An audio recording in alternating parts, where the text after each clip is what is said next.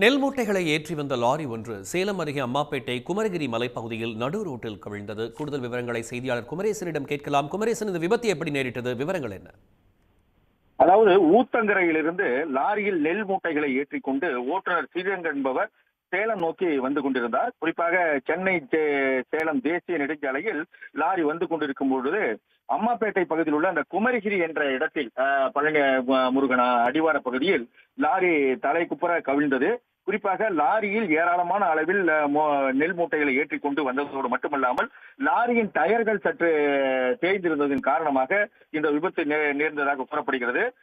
தேசிய நெடுஞ்சாலையின் நடுவே இந்த லாரி கவிழ்ந்ததின் காரணமாக அந்த பகுதியில் சற்று போக்குவரத்து பாதிக்கப்பட்டிருக்கின்றது. இதனை ஓட்டி வந்த ஸ்ரீரங்கன் ஓட்டுநருக்கு எந்தவித பாதிப்பும் இல்லாமல் அவர் உயிர் தப்பியுள்ளார். இதனை அறிந்த அம்மாப்பேட்டை போலீசார் சம்பவ இடத்திற்கு சென்று அந்த லாரியை அகற்றும் பணியில் தற்போது ஈடுபட்டுக் கொண்டிருக்கிறார்கள். குறிப்பாக அதிக அளவில் லாரியில் நெல் மூட்டைகளை ஏற்றிக் கொண்டு வந்ததின் காரணமாக நிலை தடுமாறி லாரி தேசிய நெடுஞ்சாலையின் நடுவே கவிழ்ந்ததாக கூறப்படுகிறது. இதன் அருகேயே சர்வீஸ் ரோடு இருப்பதால் போக்குவரத்து பெருமளவில் பாதிக்காமல் சர்வீஸ் ரோடு வழியாக வாகனங்கள் தற்போது அனுப்பி வைக்கப்பட்டு வருகின்றது. இன்னும் சற்று நேரத்தில் கிரேன் கொண்டு வந்து அந்த லாரியை மீட்டு ஓரமாக நிறுத்துவதற்கான வேலையில் ஈடுபட்டுக் கொண்டிருக்கிறார்கள். இது குறித்த தகவல் இருந்த ஊத்தங்கரையைச் சேர்ந்த அந்த நெல் மூட்டை விவசாயி தற்போது சேலம் வந்து கொண்டிருக்கின்றார். இதனை அடுத்து என்ன காரணமாக இந்த விபத்து நடந்தது என்பது குறித்து போலீசார் விசாரணை மேற்கொண்டு வருகின்றனர்.